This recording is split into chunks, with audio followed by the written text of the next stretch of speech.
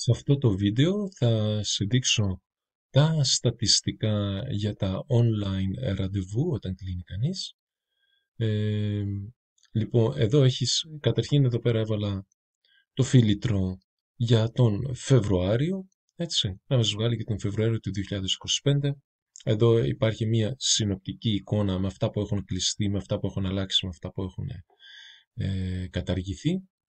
Και εδώ πέρα υπάρχει μια πιο συνοπτική, μια άλλη εποπτική εικόνα.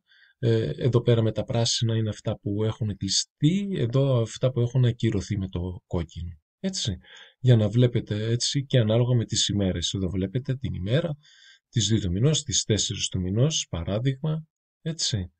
Εδώ ένα, εδώ ένα, εδώ ένα, εδώ ένα, εδώ 14 κλειστήκαν αυτή η ημερομηνία, εδώ 3 κτλ. Εδώ υπάρχει με έναν άλλον τρόπο, δηλαδή αυτά που είτε κλείστηκαν μέσω από τη φόρμα, είτε αυτά μέσω εσωτερικά από το πρόγραμμα, manual, για το χέρι.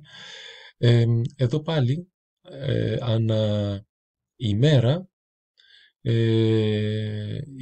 πώς το λένε, τα ραντεβού που έχουν κλειστεί. Βλέπετε εδώ πέρα 3, δηλαδή αυτά που βρήκανε που γίνανε τα ραντεβού. Εδώ είναι πόσα κλείστηκαν, αλλά κλείστηκαν σε διαφορετικές ημέρες. Εδώ οι μέρες που κλείστηκαν, έτσι.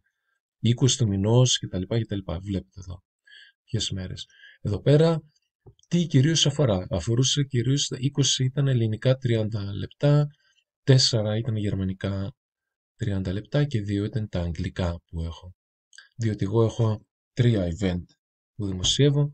Εδώ η διάρκεια, πώς ήταν η διάρκεια ανά ημέρα που έκανα, εδώ βλέπετε μέχρι 90 minute διάρκησαν κάποια, που σημαίνει ότι εδώ πέρα είχα αυτήν την ημέρα και 3 ραντεβού είχα αυτήν την ημέρα, έτσι. Εδώ είχα 60 που σημαίνει 2 ραντεβού, εδώ 93 κτλ. Εδώ βλέπετε οι ημέρες που προτιμούνται είναι κυρίως τρίτες. Να πείτε εδώ.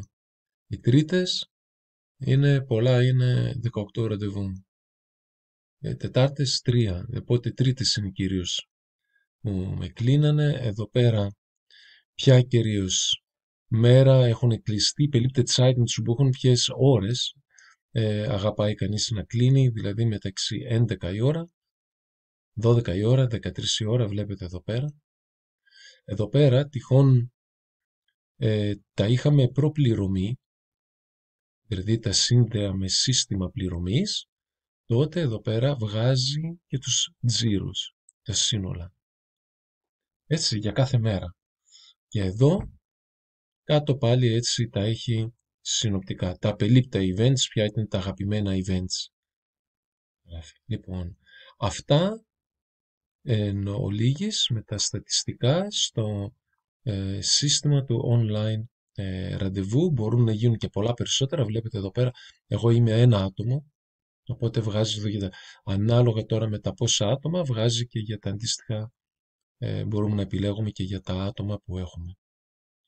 Αυτά προς το παρόν, εύχομαι να είστε καλά. Για οποιαδήποτε άλλη ενημέρωση, πληροφορία για θέματα αυτοματισμών, για θέματα αξιολογήσεων, για θέματα διαφημίσεων, online πάντα, επικοινωνήστε μαζί μου, κάτω από το βίντεο θα βρείτε όλα τα αντίστοιχα links.